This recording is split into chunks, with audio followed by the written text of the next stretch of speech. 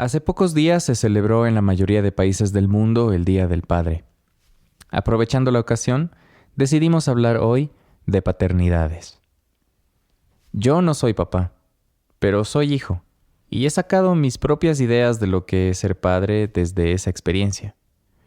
Además, me encuentro en un momento de la vida en que muchos de mis amigos varones están siendo padres por primera vez. Esto me ha llevado a pensar mucho en la importancia de reflexionar sobre cómo nuestros padres y los padres de nuestros padres han ejercido sus paternidades, así como también escuchar a aquellas personas que son padres, sus experiencias, aprendizajes, miedos y dificultades. Creo que lo más difícil de ser padre es justamente ese miedo a equivocarnos.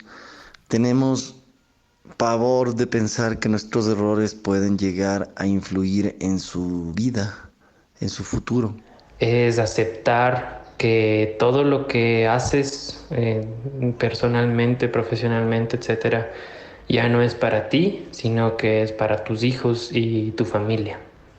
Tampoco he tenido pena en dejar muchas cosas de lado. Estoy en otro país, estoy aprendiendo un idioma, he dejado de lado mi carrera y estoy dedicándome a hacer otra cosa, algo que me permite tener el tiempo para con mis hijas. Ser padre se me hace difícil por tres temas. Uno, porque la familia está lejos. Y segundo, porque la sociedad está un poco fuera de contexto y le pone etiqueta desde una vez a un bebé sin dejar que el niño se desarrolle y obtenga su propio carácter o su propia decisión. Y tres, tiene que ver con el tema de seguridad, ¿no? Los hijos son parte de uno y es complicado mantenernos alerta en todo momento. Sus decisiones no les afecte o no se equivoque. Es parte de la vida equivocarse y sigue siendo hasta ahora, aunque ya son adultos, pero esa es la mayor preocupación que he tenido. Y algo que sí fue difícil al inicio fue el cambiar mis estructuras mentales entre lo que yo aprendí, que recibí de mis padres, de la familia, de la cultura, etcétera, y los nuevos paradigmas de vida. Te puedo decir que en los últimos 2 años, casi 3 que tienen mis hijas, no he podido dormir bien. Y no he tenido vida social, pero estoy bien con eso. Esto es Oreja Peluda, un podcast donde exploramos formas más saludables de vivir las masculinidades. En el episodio de hoy hablaremos sobre cómo la búsqueda constante por ejercer la paternidad de distintas maneras nos está dejando generaciones de padres dispuestos a repensarse y reinventarse. Yo soy Daniel Pérez.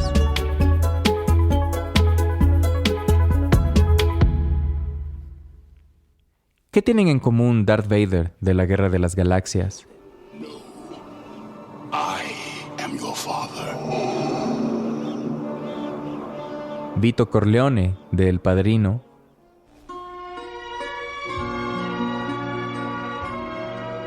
O Mufasa del Rey León. Recuerda quién eres. Tú eres mi hijo, el rey verdadero. Aunque existen muchísimas más, estas son 3 representaciones diferentes de la paternidad en la cultura popular. Cada una tiene sus particularidades, pero están enmarcadas en lo tradicional y en características, algunas incluso violentas, con las que por lo general hemos asociado a los padres. El padre fuerte, aquel que impone autoridad, el padre al que se le obedece, y para el que los momentos de vulnerabilidad son casi inexistentes. El cine y la televisión, fundamentados por supuesto en las realidades sociales que nos componen, nos muestran de esta forma a los padres. Pero, ¿es esa la única manera de ser padre? Me pasó en una plaza, en un parque. La voz que escuchamos es la de Ignacio Pereira, periodista argentino radicado actualmente en Grecia, junto a su esposa Irene y su hijo Lorenzo, de 3 años. Acababa de conocer a un italiano, casado con una griega, tenían 2 niños, y en un momento la mujer se va con el que tiene 3 años, ponele, a unos 50, 100 metros, y yo me quedo con él hablando. Acabamos de conocer y él estaba con la hija de 1 año. Y en un momento veo ahí que hay una situación de pañal y él agarra el teléfono y la llama. La llama para decirle, hizo caca la nena. Me imagino la respuesta y él es, bueno, pero hizo caca. Bueno, ok, corta el teléfono, intenta, pero no logra cambiarla. Y yo, un poco ahí, tratando de ser cómplice con él en su incomodidad, le digo, ¿qué te dijo? Que la cambies. Y sí, ¿a vos te parece? Sí, claro. Y no va, que pasan 2-3 minutos, no logra cambiarla y la llama de vuelta y dice, pero podés venir, que ya todo terminó en que la mujer terminó viniendo a cambiar al bebé de 1 año, ¿no? Y además, digo, no es difícil imaginarse que si hizo eso en público delante mío, que me acababa de conocer, será bastante más enfático en sus reclamos cuando no hay otro varón delante, ¿no? Ignacio es el creador de la newsletter Recalculando, la cual él mismo define como el diario de un padre nómade en crisis y mantenido por su mujer, donde habla sobre paternidad y masculinidad. La anécdota que cuenta es tan solo una de las experiencias por las que ha pasado en este camino tan nuevo para él. Nuevo no solo en el sentido de haberse convertido en padre, sino en el hecho de hacerlo a tiempo completo, porque él es quien se queda en casa cuidando a Lorenzo, mientras su esposa es quien provee económicamente en su hogar. Para él, la paternidad fue un encuentro diferente con sus propias sensibilidades y emociones.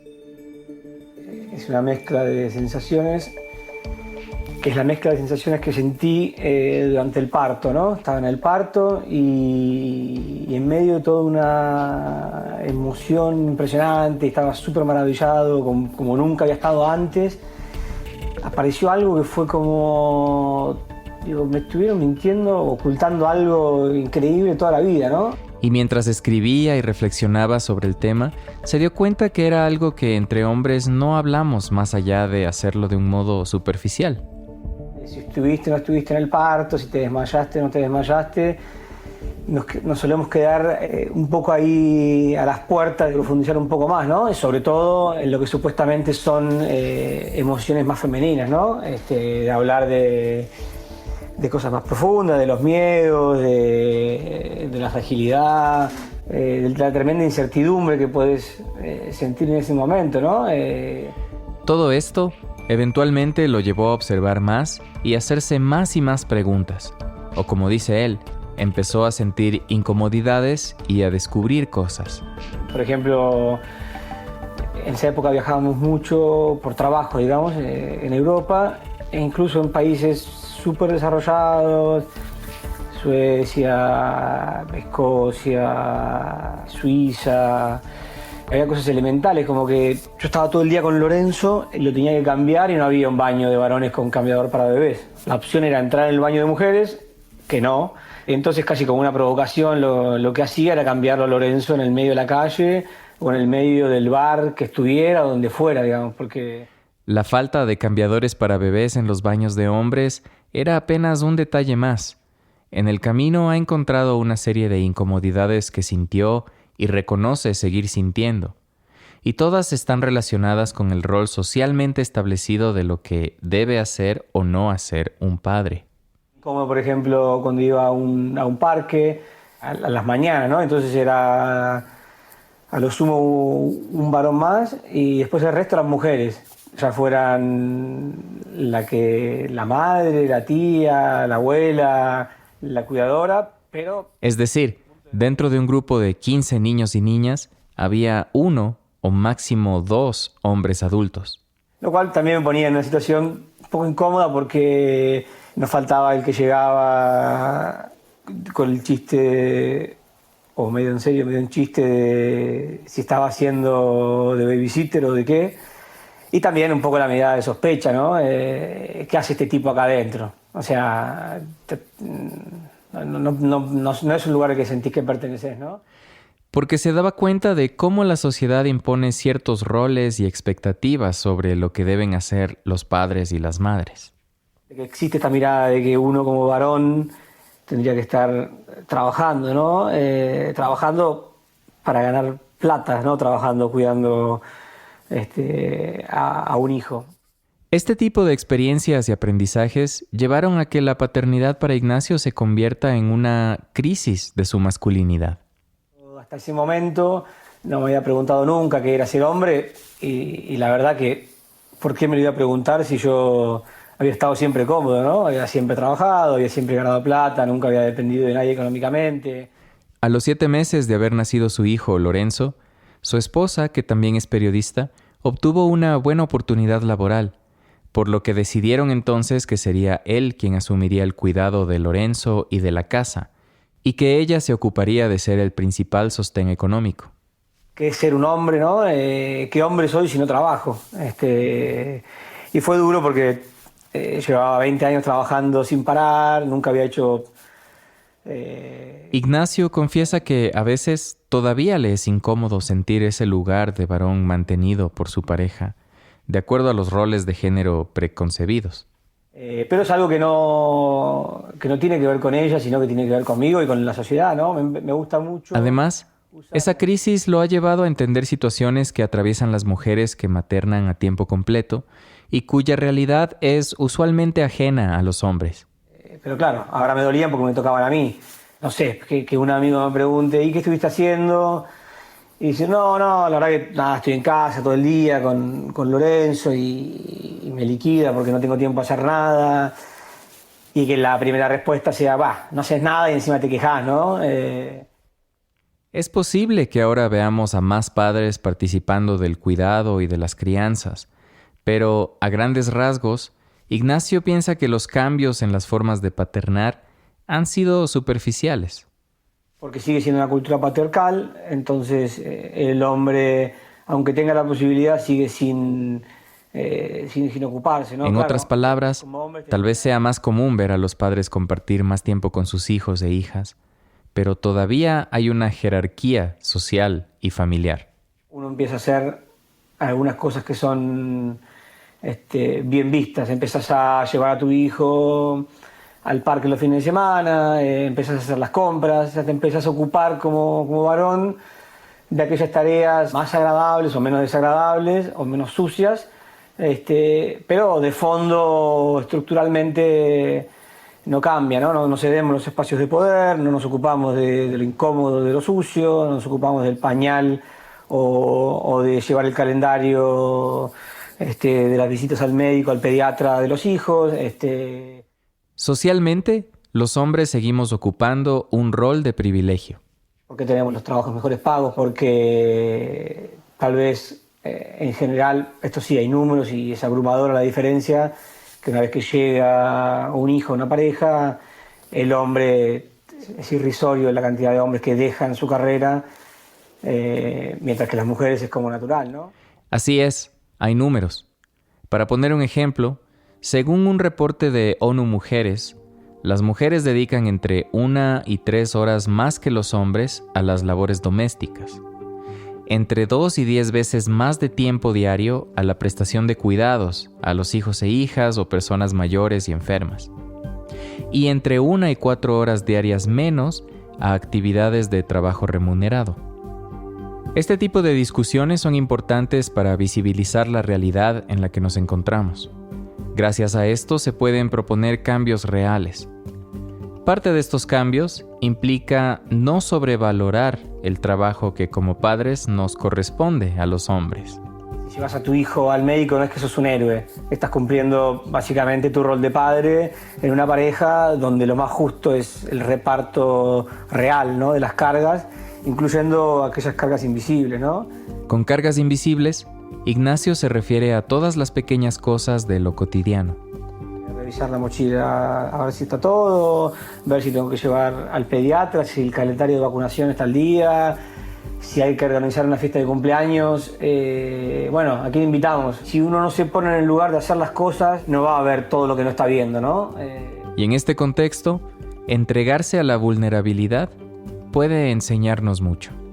De que hay un costado que tenemos atrofiado y no desarrollado, y que va a doler y que nos va a costar y que va a incluir ceder privilegios, ceder espacios, pero que eso también nos da la posibilidad de que vengan cosas lindas, ¿no? Porque si tenés la posibilidad de quedarte en tu casa un fin de semana, pero también una tarde en la semana y tu mujer puede hacer otra cosa, o tu pareja. Y bueno, eso también te da la posibilidad de crear un vínculo con tu hijo, un vínculo distinto.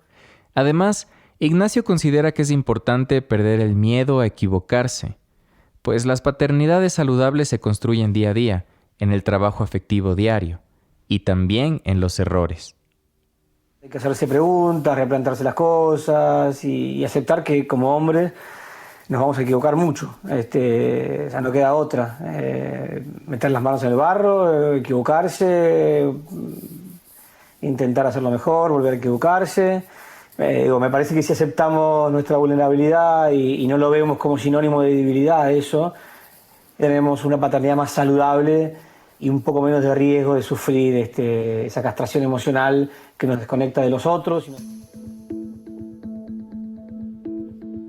Mi nombre es Matías Criado, soy psicólogo, soy diplomado en género y soy docente universitario. Trabajo con papás desde hace más de 6 años. Soy papá de 2 hijos y en este momento estoy tratando de escribir mi próximo libro. Matías coordina el colectivo Paternando en Argentina, un colectivo que nació de su necesidad de encontrarse con otros padres. En su caso, y por lo que conoce en los casos de otros padres con los que ha tenido la oportunidad de compartir, la paternidad llega como un huracán bueno, a transformarlo todo y a sacudir a los hombres en una parte vital, tal como lo contaba Ignacio, en el entendimiento de su propia masculinidad. Nada, la vivencia de la paternidad es otra cosa, te atraviesa desde un lugar de identidad que no te permite, digamos, tener esa misma distancia que uno tendría cuando cuida a otras personas. En su camino, se ha encontrado con un montón de padres que no solamente están nerviosos, angustiados, tristes o enojados, sino que no saben tampoco a veces qué sienten. Y se dio cuenta que es normal y muy común que los padres se sientan abrumados, a veces incluso perdidos. No sabes qué hacer, no hay nadie que te pueda ayudar, que te pueda acompañar, que te pueda guiar. Es algo que también me han comentado algunos amigos cercanos que ahora son padres, lo poco acompañados que pueden llegar a sentirse.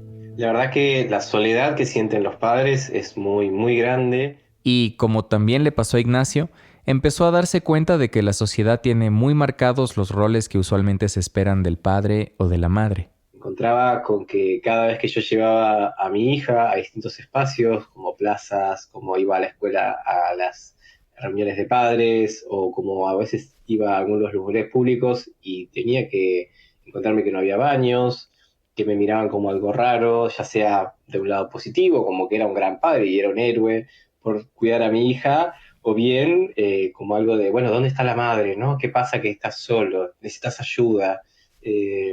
Entonces, en estos lugares me sentía muy incómodo. Así que Matías comprendió que el asunto iba más allá de él y de sus propios cuestionamientos, y que era momento de hacer comunidad. Entonces empezó a organizar las reuniones para padres y a darle forma a Paternando. Esas incomodidades, esas interpelaciones hacen a que, bueno, yo piense que esto no me pasa solo a mí, que esto le pasa a un montón de otros hombres, y especialmente de esta generación actual. Además, algo que viene también marcado por las generaciones actuales es saber que las paternidades van más allá de los hombres cis heterosexuales. A través de Paternando, Matías ha aprendido, por ejemplo, muchísimo de las paternidades homosexuales y las paternidades trans. Muchos tienen que atravesar su paternidad a través de un programa de adopción, incluso por ser una persona no gestante. A pesar de ser paternidades trans, puede ser que no gesten y geste tal vez su pareja u otra persona, o también incluso en el cambio registral y en un montón de situaciones complejas por técnicas de reproducción asistida. Matías explica que las paternidades trans están atravesadas por dificultades que van más allá de las personales. Deben romper barreras que vienen impuestas por la sociedad. Yo creo que las paternidades trans vienen a enseñarnos un montón de cosas. No solo como experiencia, sino también incluso como que nos vienen a mostrar que realmente tenemos que abrir un poco más nuestra mente y no pensar tanto solo en nuestra agenda. realmente las paternidades trans se encuentran a veces dificultadas de trabajo, no pueden, digamos, ubicarse en ese lugar tradicional del padre proveedor. Entonces esos mandatos no están tan firmes como en mi caso o en los varones cis heterosexuales. O por ejemplo, otras cosas que vemos de ellas es que realmente hay una dificultad cuando la sociedad dice, bueno, ¿y la mamá dónde está? Por ejemplo. O bueno... ¿Y la mamá dónde está? Esta pregunta refleja la manera en que socialmente se desvincula a las paternidades del cuidado de las infancias. Hemos visto esta actitud en nuestras familias, nuestras amistades y en nuestros lugares de trabajo. De hecho, lo vemos reflejado en las leyes laborales de nuestros países, en las licencias de paternidad, por ejemplo. La diferencia tan grande entre las licencias de maternidad y paternidad es uno de los aspectos más representativos a nivel laboral y social con respecto a la distribución de los roles de cuidado. A partir del 2015 hubo una gran interpelación del movimiento feminista y esto hizo que los varones nos tengamos que ubicar en otro lugar. Esto empujó al crecimiento de este replanteo sobre la distribución de los cuidados, especialmente, y esa distribución de los cuidados también a lugares de crianzas mucho más respetuosas. Argentina cuenta con el permiso de paternidad más corto de toda Latinoamérica. Son apenas 2 días, 48 horas. En realidad son corridos, es decir, que si tu bebé nace un viernes, te dan el sábado y el domingo de licencia, que igual tal vez no los trabajabas, así que el lunes, igual que siempre, estarías trabajando. En este contexto, el gobierno de Alberto Fernández, el actual presidente de Argentina, presentó un proyecto de ley a inicios de mayo pasado para que la licencia por paternidad se extienda hasta 90 días. Así que realmente creemos que si esto tiene luz verde y se llegara a aprobar, sería un puntapié inicial para empezar a repensar la sociedad de otra manera. Para entender mejor el panorama latinoamericano con respecto a las leyes y licencias de paternidad, conversamos con Carolina. Mi nombre es Carolina Díaz Vélez, soy abogada. Carolina vive en Guayaquil, Ecuador, y se ha dedicado desde el 2015 a litigar, es decir, participar en audiencias, ver juicios y llevar casos única y exclusivamente de derecho laboral. Para empezar, nos explicó cómo funciona el tema de licencias de paternidad en Ecuador. A ver, aquí los permisos de paternidad hay de 2 tipos. Hay remunerados y no remunerados. Hay varias circunstancias, pero en términos generales, el padre tiene una licencia remunerada de 10 días, parto normal. Es decir, estos 10 días... Si es un parto múltiple o por cesárea, se aumentan 5 días más, es decir, 15 días de licencia. Otras circunstancias incluyen... Si hay una condición de cuidado especial o el niño nace prematuro, se aumentan 8 días más de licencia. Si el niño nace con enfermedad degenerativa, terminal o una condición irreversible, le dan 25 días remunerados de descanso.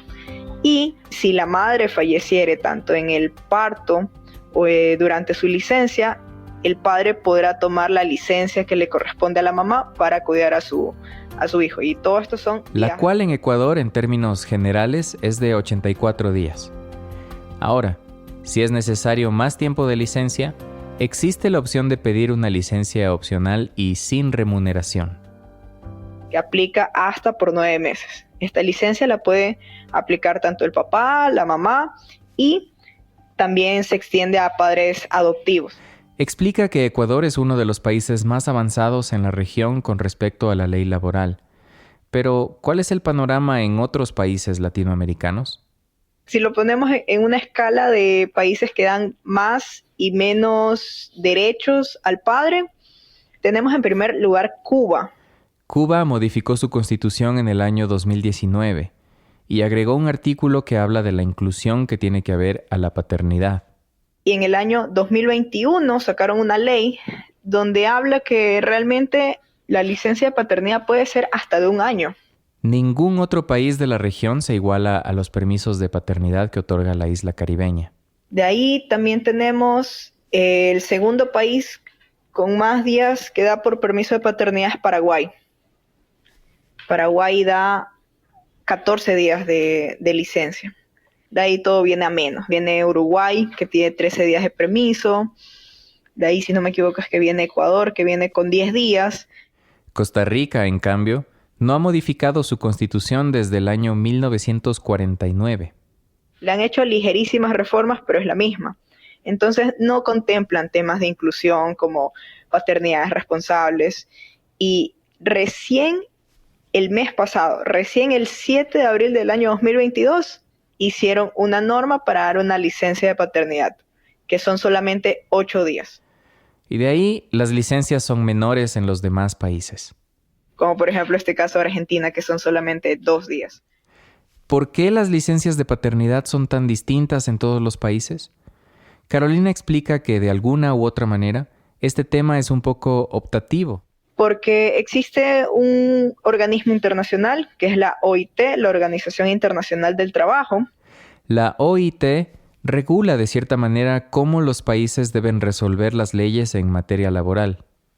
Pero en su convenio sobre maternidad solo habla de esto, habla de las maternidades, habla de la mujer, habla de la defensa al embarazo, a la lactancia, a las horas de descanso, pero no habla del hombre. Entonces, mientras este organismo internacional regulador no ponga una especie de vara o directriz inclusiva, los países no se van a ver obligados a mejorar sus leyes, y dependerá de cada política interna o de cada revolución interna que suceda en cada país. Y no es que aumentando las licencias de paternidad de pronto todos los hombres van a ser mejores padres. Es mucho más complejo que eso. Pero las leyes pueden ser un factor importante para promover nuevas dinámicas familiares. Las licencias remuneradas son las más beneficiosas, porque también tenemos que ponernos en los zapatos de un trabajador. Puede que tenga toda la intención de estar en su casa, pero si eso le resta dinero, no lo va a hacer. ¿Por qué? Porque también tenemos esta cultura de que el hombre es el proveedor, y realmente en muchos hogares el hombre es el proveedor. Todo está relacionado, y así como las licencias de paternidad pueden mejorar para generar más igualdad sobre quién ejerce el cuidado de las infancias, también es necesario promover el cambio social y cultural hacia paternidades más involucradas. Carolina explica que hay 2 aspectos importantes que deben ser considerados. Por un lado está la precariedad laboral. Muchas políticas de contratación son discriminatorias, así no lo digan, así no sean abiertos en ello, pero buscan no contratar mujeres jóvenes, le preguntan a las mujeres detalles como si recién se han casado, si usan algún método anticonceptivo. Entonces ya tienen esta mentalidad de que la mujer es la que me va a causar problemas. Aparte de todas las consecuencias de desigualdad de género que esto implica, se genera también una cultura en la que las personas que piden permisos y licencias en su trabajo, de alguna manera también son castigadas, ya sea con disminución de jornadas, multas o despidos. Hay una cultura de temor muy grande sobre perder tu trabajo. Entonces el hombre intenta evitar eso, porque es lo que te digo, ya se espera que la mujer vaya a faltar al trabajo y ya. Y inclusive hay normas que impiden que se la despidan, pero el hombre no está tan protegido.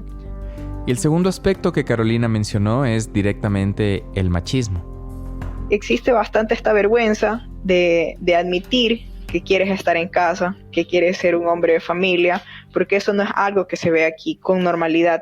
Entonces quizás es ese temor de que le moleste, se le quieran cargar inclusive los compañeros de que te vas a la casa, estar de mandarina. Para quienes nos escuchan fuera de Ecuador, aquí es muy común utilizar el término mandarina para burlarse de los hombres que se quedan en casa, un término que refleja perfectamente el machismo arraigado que tenemos en la cultura. Este machismo y los miedos que producen los lugares de trabajo de que si tomas mucho tiempo libre lo puedes perder, son frenos culturales que van más allá de cualquier norma legal. Y podemos inclusive poner licencias paternales del tiempo que sea, pero creo que mientras tengamos esos frenos que como sociedad impiden que un hombre se relacione dentro de las paternidades correctas y responsables, es difícil que tomen ese camino. Aquí está Matías nuevamente, profundizando en esta idea. Nosotros vimos las experiencias que habían tenido otros países y acá también estuvimos estudiando las experiencias en Argentina, que cuando se les daban días a los papás por licencia, por paternidad, para que estén al cuidado de sus hijos, muchos de estos varones a veces no se tomaban la licencia completa y volvían antes a trabajar. Esto les daba también la pauta de que es necesario hacer un cambio cultural, de repensar cuáles son los roles y las tareas de cuidado para los varones. Porque todavía lo más común es pensar que nuestro rol es ser el que lleva el plato a la mesa todos los días. Sin embargo, podemos pensarnos a nosotros de una manera muy diferente, como ser quien tiene deseo de dormirlo, de mecerlo, de ser quien lo conoce los primeros días y quien se deja atravesar emocionalmente por esa experiencia de conocer a un bebé recién nacido, a tu bebé recién nacido. Y en este punto enfatiza lo importante de que este tema se aborde como una problemática de género. Y en ese sentido es donde vemos que hacer una licencia por paternidad sin un acompañamiento, sin una obligatoriedad, sin una idea en relación al atravesamiento de género, termina siendo como una política incompleta, que no termina generando lo que se está buscando para ello. Como hemos escuchado, el problema va más allá de decretos y legislaciones, porque se trata de un asunto estructural. La sociedad espera que sea la mujer la que cargue con todo el peso de la reproducción y de la familia, incluso en temas de planificación familiar, como lo hemos discutido en episodios anteriores. Los comportamientos que se esperan de los hombres en una sociedad patriarcal como la nuestra influyen mucho en la forma en la que se perciben esos días de permiso, como si fueran oportunidades o tiempo libre para trabajar más y conseguir más dinero. Y eso desvirtúa por completo el sentido del cuidado y de ese tiempo de licencia de paternidad. Lo que vemos acá en Argentina es que hay muchos colectivos de varones, hay muchos espacios y agrupaciones de varones, pero casi todas se han dedicado a trabajar en relación a las violencias o a los vínculos de noviazgo y pocas se han planteado realmente sobre el rol del cuidado y de la paternidad. Matías explica que reconocerse como padre y trabajar en ser mejores para una presente o futura paternidad, quizá a diferencia de nuestros mismos padres, es también una manera de reconocerse como hombre.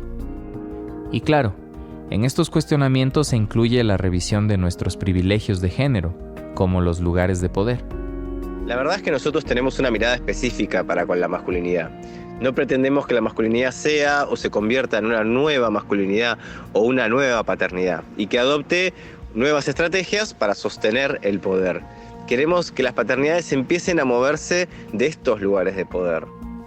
Esto implica, por ejemplo, aprender de otros movimientos, como los feminismos y la crianza respetuosa. Y este movimiento rompe un poco con los lugares adultocéntricos, rompe un poco con la idea de que el padre como ley y el padre que tiene que imponerse frente a sus hijos para que sea una autoridad, sino que plantea obviamente un lugar de cuidado distinto. ¿Y qué es lo que nos empuja como hombres a buscar y ejercer una mejor paternidad?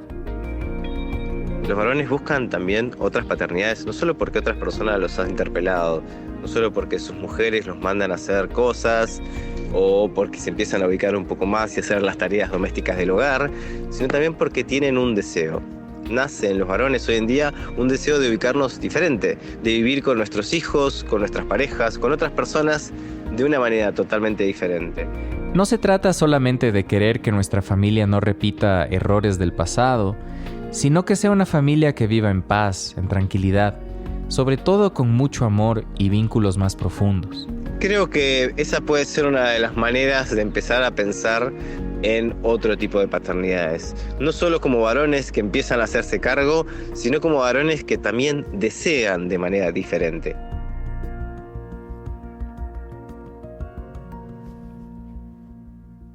Pero una paternidad más respetuosa, afectiva y empática no está exenta de errores. Existe la intención de hacerlo mejor, es cierto, pero también es importante que los padres dejen de presentarse y concebirse como seres que tienen todas las respuestas. Acá está Ignacio, nuevamente.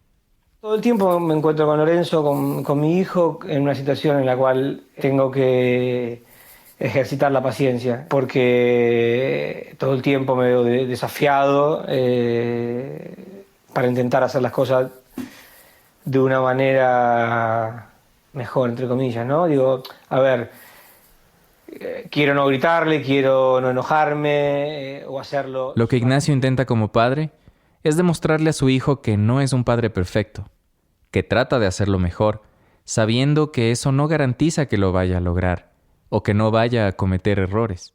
Le digo mucho no sé, por ejemplo, yo a él, ¿no? Y él veo que busca a veces como certezas y yo le digo no sé. Y se enoja, y cuando se enoja le digo, bueno, si querés te puedo mentir, te puedo inventar algo, o si no, te digo la verdad. Le digo, ¿qué querés que haga? No, decime la verdad, me dice. Le digo, bueno, la verdad es que no sé, le digo. Y demostrar vulnerabilidad puede causar incomodidades. Ignacio agrega que cuando le dice no sé a su hijo, él a veces llora, se enoja o grita por eso. Y a veces piensa que inventarle algo o darle alguna respuesta sería mucho más fácil para dejarlo tranquilo. Pero yo creo que tranquilizarlo a corto plazo es crear una dificultad a largo plazo, ¿no? Es lo mismo que el fast food o que hacerle la tarea, los deberes a tu hijo, ¿no? Si viene tu hijo que no sabe hacer los deberes y si los haces, resolviste el inmediato, pero creas un problema a largo plazo, ¿no? Mediano a largo plazo. La verdad, dice, es que hay que hacer las paces con que hay cosas que no se pueden resolver. En sus palabras, hay misterios que son lo que son. Entonces, estoy como muy atento a eso, ¿no? Y estoy muy atento a no convertirme en una figura que tiene toda la respuesta, ¿no? No podemos pretender saberlo todo. La paternidad es un aprendizaje constante. Es largo, a veces es pesado, a veces es aburrido, a veces no tenés ganas, a veces estás cansado, a veces no te ayuda el contexto. Estás haciendo todo eso, llegas a un lugar y la primera pregunta a tu hijo es ¿y ya te gusta la nenita? Ignacio menciona este ejemplo porque dice que se repitió mucho con su hijo. Llegará el momento en que yo le podré decir claramente, más o menos claramente, que le pueden gustar lo que él quiera que le guste, ¿no? Ni las nenas, ni los nenes, lo que fuera. Y creo que ahí hay que ser paciente, y entregarse al error. Entregarse al error como una manera de construir y no como un lugar de vergüenza y de desprestigio, ¿no? Que estoy intentando ser, iba a decir, intentando ser menos pelotudo, ¿no? Pero no sé si es para el podcast.